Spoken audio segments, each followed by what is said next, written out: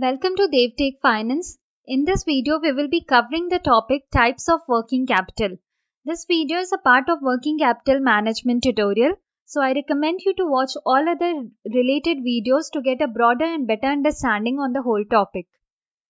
Now let's start. So the working capital can be divided on the basis of value and on the basis of time. Okay, before moving on to the types of working capital, I would like to say that you can just go and watch my previous video, which is on basics of working capital management. So you'll get an idea about the whole concept of working capital. It will be clear in your mind. After watching that, if you watch this types of working capital, it will be better for you to get to understand this. Now, in simpler terms, working capital is the requirement of fund to cover the daily operational activities of the business, and working capital can be divided on the basis of value and on the basis of time.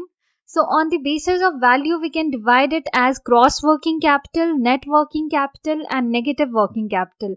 While on the basis of time, we will be having permanent working capital and temporary working capital. So let's start. What is gross working capital? It is the capital invested in total current assets of the business concern.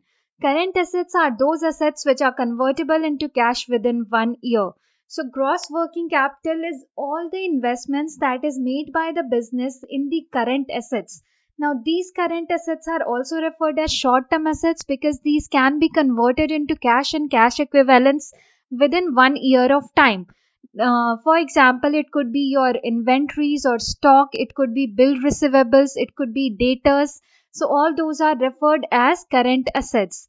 Now gross working capital is actually equal to the current assets which the business has. Second is net working capital. It is the excess of current assets over the current liability of the business concerned during a particular period. So we can't depend on gross working capital because that is only showing whatever current assets the business is having, or whatever is the cash inflows to happen. But what about the cash outflow? So current liabilities, which are also referred as short-term liabilities, need to be paid back by the business within 1 year of time. So after paying back the current liabilities, what is left as excess of current assets will be referred as net working capital, and thus net working capital is more relevant to understand the liquidity position of the business to cover the operational activities. Now, if the current asset is more than current liabilities, it is said to be positive working capital, and in reverse, it is said to be negative working capital. So, net working capital is equal to current assets minus current liabilities.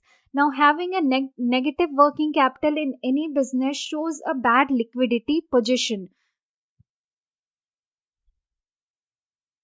Next is negative working capital. When the value of current asset is less than current liabilities, it is referred as negative working capital. So here we already talked about positive and negative working capital. So positive was when current assets will be more than current liabilities, which is also referred as net working capital, and negative when the current liabilities will be more than current assets, which shows a bad liquidity position of the business. However, many businesses run through negative working capital depending on their creditors and debtors more. So when the value of current asset is less than current liabilities, it is referred as negative working capital. Long-term negative working capital may pose a problem in business in terms of its liquidity position. However, the requirement of working capital, how much working capital will be adequate in the business, depends upon various factors like the nature of business, size of the business. So to maintain the liquidity along with not missing out on the demands of the customers is the main focus of any business. Then we talk about on the basis of time classification. So first was permanent working capital. It is also known as fixed working capital. It is the minimum level of capital invested in current assets that the business concern must maintain at all times in order to carry on business activities efficiently. So there should be a level of current assets which should be always there in the business, which is referred as permanent working capital.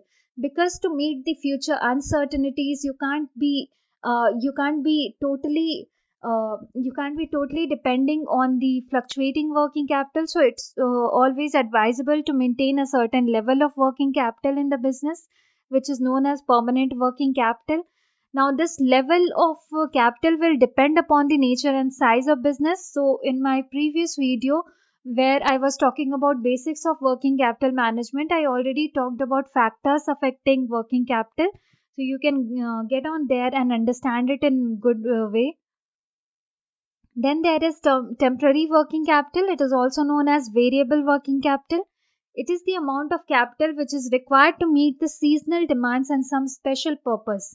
So, opposite from permanent, we saw that in permanent working capital, it was a fixed level which was always maintained in the business.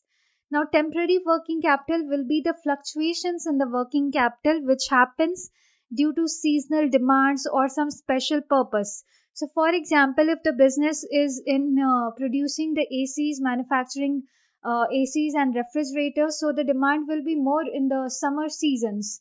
So, at that time, their requirement of working capital will go higher as as compared to other seasons.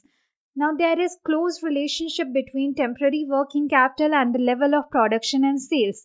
Yes, of course. So, when there will be seasonal demands, there will be more requirement, there will be more demand, and thus the production will have to be increased, the sales will increase, and thus the working capital will the working capital required in the business will also increase.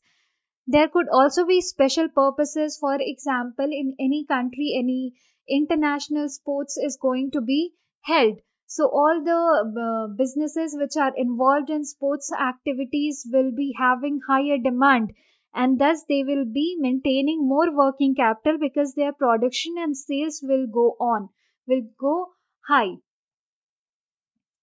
So, thank you for watching. Do like and share my videos. Subscribe to my channel, DaveTech Finance. Thank you all.